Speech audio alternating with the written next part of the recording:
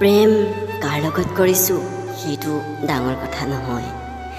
যাৰ সৈতে প্ৰেম কৰিছোঁ তেওঁক যদি জীৱনৰ সংগী হিচাপে পোৱা সেয়া তোমাৰ ভাগ্য, আৰু যাক কোনোদিনেই পাব নোৱাৰা বুলি জানিও তেওঁৰ সৈতে তুমি প্ৰেম কৰা সেয়া হ'ল প্ৰকৃত প্ৰেম।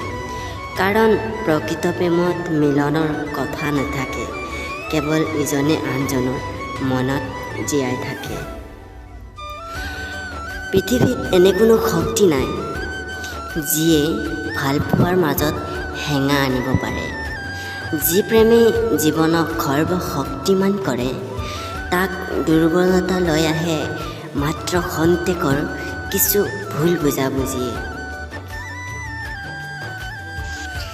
ইতিহাস সাক্ষী আছে, বুৰঞ্জীতো লিখা আছে, কিছুমান প্ৰেমিক প্ৰেমিকাৰ ক্ষেত্ৰত প্ৰথম প্ৰেম আৰু প্ৰথম মৰম বিবাহলৈ ৰূপান্তৰিত নহয়।